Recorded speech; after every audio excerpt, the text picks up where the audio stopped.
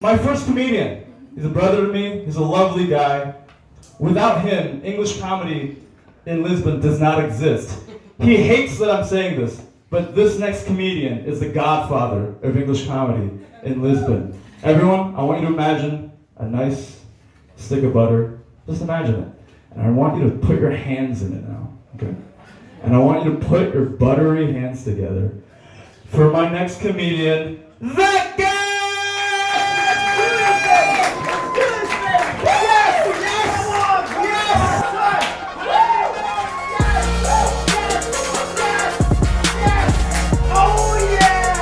What's up? I'm that guy. Welcome to my place. Are you a guest? What are you doing over here? Can we cut? You take a seat on this bin. I'll get a close up. What are you doing? Do you just hold on? Is that yours? I mean, not exactly.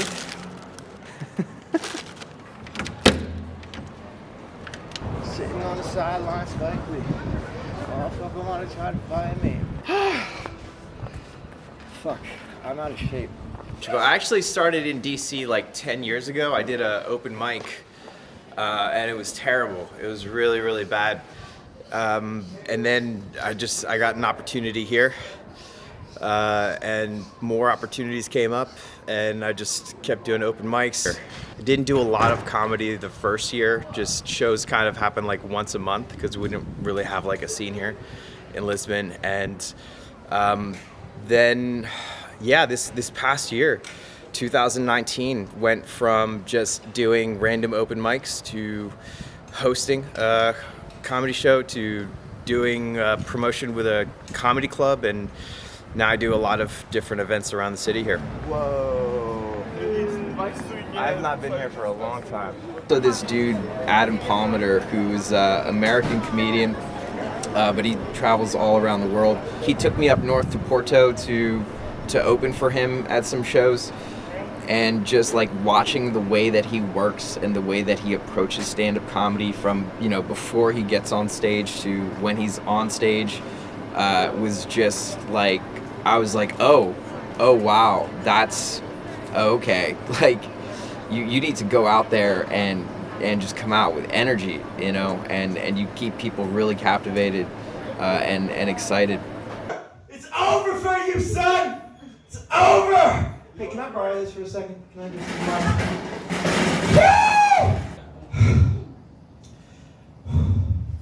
Lisbon is gay as fuck. Did y'all know that?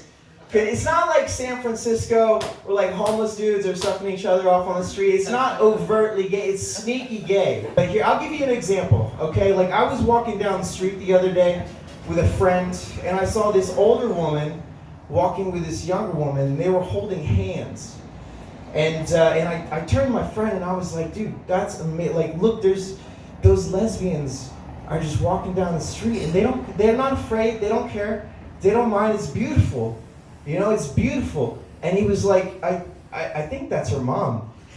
And I was like, oh my God, they get down like that too? That is incredible. I didn't think that I was going to become a comedian here in Lisbon. Like, I thought it was just gonna be like a once-off thing or maybe a couple of times. So I was like, just put me as that guy, because it's a nice throwaway, Like, I'll just perform as that guy a couple of times. And then I had a joke that kind of went with the name that I do every single time, where I'm just like, Hey, Lisbon, are you ready to rock? One more time, are you ready to rock? I'm really sorry, this is a comedy show. There will be no rocking here. I'm that guy. You may have seen me at that place, doing that thing. And I'll tell you a little bit about myself. I'm 33 years old, but I feel dead inside. Is that normal? I don't think that's supposed to happen yet. I literally showed up in Edinburgh, and on the first day they were like, oh, you arrived for the day of the Fringe Fest. And I was like, what the fuck is the Fringe Fest? And I just remember that there was this one act, there was this dude, we were at this like kind of circus tent thing, and this guy just walks out with ski boots on, holding a pair of skis over his shoulder, and he just walks out in front of everybody, and he just drops the skis on the floor, and he spends the next 15 to 20 minutes just trying to put skis on. And he had the fucking, I don't know what those things are called. This looks very erotic, but it's like the, you know, when you have the sticks, and like he was trying to balance with the sticks, and he even pulled out this dude from the audience to try to come and help him, but he never said anything. He didn't say one word. And literally his whole bit, it was like 20 minutes of him just struggling to put on skis, and it was the funniest fucking thing that I had ever seen. And like, I had never imagined that would be like comedy. 1, 2, 3!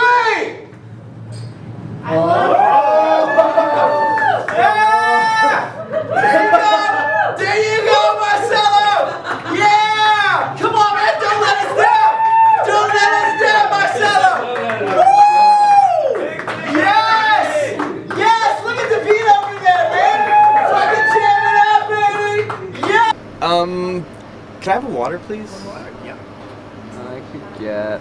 Can I just get an espresso? Thank you. He was nice. It just kind of feels weird to be doing English stand-up comedy in a place that is not an English-speaking Brought me here country. to warn you, okay? I'm American, all right? I know Portugal has a lot of oil, and you know what happens when America gets oil, right? I know it's olive oil, okay? I know it's olive oil, but Donald Trump can't tell the difference. He has no idea. Y'all probably know about this, but like, I run into this all the time in Portugal. On the doors, it says P-U-X-E, right? And the X in Portuguese is a sh sound. So it's pronounced poosh, right? Yeah. And you all know what happens when you push a door that says poosh. Nothing. Nothing happened. And I've broken my nose like 4 times this week. I really appreciate the cheap healthcare in this country. Yeah. Because that's kind of a question as well, is like, am I funny outside of where I'm from? You know, I have a lot of jokes that are just like local jokes. They're local references. Can I be funny outside of this country? So you probably met these guys before, hashish, cocaine, marijuana. You know what I'm saying? You just walk in and then they just pop out of a bush. Hashish, cocaine, marijuana. I will take 1 marijuana, please. Yes, thank you. So I met these guys, I got some, I go home, and it was fake. I know, I'm so stupid. Fuck.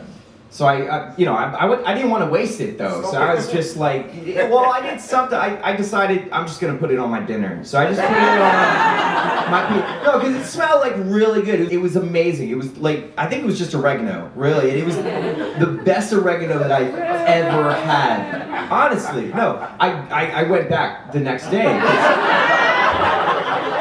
Yeah, because I've got an oregano guy now, and I don't want to lose that. So I found the dude, and I'm walking up to him, and he's like, "No refunds, no refunds," and I'm like, "No, it's cool. I want more." And he's like, "You're a man of fine taste." He's like, "You're damn right I am." So so I figured, while I'm there, I might as well try to get my shopping in. I was like, "Hey, do you have any paprika?"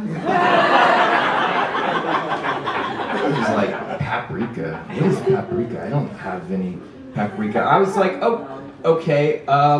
Do you have any red cocaine?" He was like, "Red cocaine? What? Of course I have red cocaine. Very exotic cocaine just for you, my friends." So it's good. I put a little red cocaine on my eggs in the morning. I would like to spend this year continuing to put on more shows, to try to help develop more comedians, get more people involved with the English comedy scene. And so I want to take like a lot of the comedians that I'm working with here in Lisbon around Portugal to go perform the way I've been able to. But I would like to just travel around Europe as well. We go to London, go to Berlin, go to the Netherlands. There's a lot of English comedy in the Netherlands, so yeah, you know, go visit friends and do stand-up comedy at the same time. You didn't know too much. What else? I try to learn other ways. Watching stuff. I love documentaries. I was watching a documentary on Queen Victoria's menstrual cycle. And I'm not usually into period pieces, but it was a bloody good show. But I think I'm good enough that I can run shows and create opportunities for other people that want to do this here. That's what I'm having fun with right now. Like, I'm not trying to be the best comedian in the world. I'm having a lot of fun with getting people to try comedy for the first time and then seeing that they love it and they want to continue doing it, and then they keep coming to shows and doing more shows, and then they become comedians. Perfect. We got it? All right. Hey, everybody, give a big round of applause for yourselves.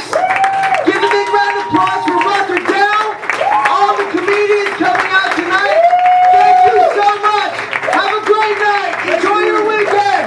It's literally the next street over from... That's where you get your haircut. Yeah. It's this place called Make It Happen. Make it happen. It inspires the shit out of me every time I go there.